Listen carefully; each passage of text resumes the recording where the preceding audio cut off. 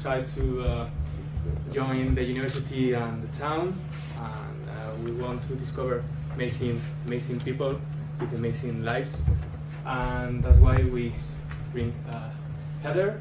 So just please welcome Heather. Thank you. Thanks very much. Oh, I was really pleased when David asked me to come along, because I've been along to a few of your talks along the way, and I find it really interesting from the other side. So it's really nice to be here today, and I hope what I'm going to take you through will be useful to you in a number of ways. I am going to tell you about myself and my journey with my career, but all the way along I'm going to interweave into that interviews that I've been through and interviews that I've done. If you're applying for a job, ask them for everything you can. Get the job description, get the person specification, and get the competency profile if there is one. Yes. So one guy would say to me, well, I did organise a stag night in Dublin, and I'm thinking, oh God, this is going to be a really good story, which it was. However, I got out of him how he went about it, what he did, things that went wrong, what he learned from the things that went wrong, and what he would do differently next time. Or group exercises. So for a group exercise, one of the things that I'd look for in an assistant manager or a pub manager would be the ability to work with others, team working. Another competency. So we set up a fictitious exercise in order to get these people working together as a group. So there might be 6 or 8 in the group, and they have an exercise, and they have to make a decision.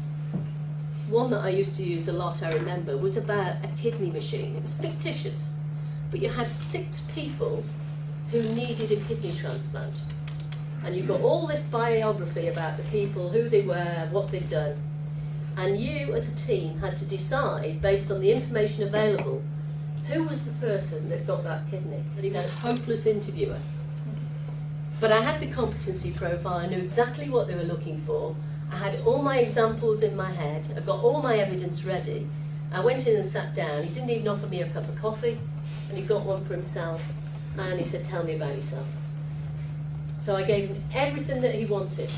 And an hour later, I could see him thinking, I'm really good at interviewing. This is going really well.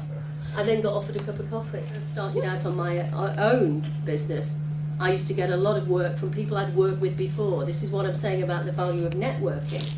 So a lot of people that I'd developed up as young personnel officers were now HR directors themselves. And of course they knew what I'm good at. So I would get phone calls and say, could you come and do this for me? So building relationships is what networking is really about. It's not about going along to an event and giving everybody your business cards and leaving and thinking, oh, that didn't work for me. Well, of course it won't. I don't know you. That's just the first point.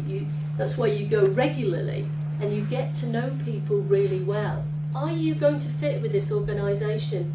A lot of interviewers didn't look for this, but I think more do now. So when I'm interviewing somebody, they might be the most technically perfect person, they might have the best scores, but actually they're not going to fit the culture of the company. Do thorough research.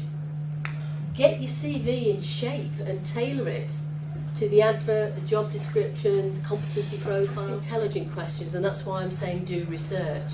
If you can sit there and sort of say, I see that the business acquired 3 other smaller businesses last year. Are you planning to buy more? Is the company growing? That's what I call an intelligent question. What's more important, being oneself in an interview or being what one thinks the interviewer wants? Being oneself, definitely. It really does show to the interviewer if you're trying to be something that you're not. We say this so many times to people, just be yourself, because actually that's what we want to see. We want to see your personality and how you'd fit with our job. The biggest change, I think, more companies have gone down the assessment centre route, and it's become much more mechanical in terms of sifting through computers.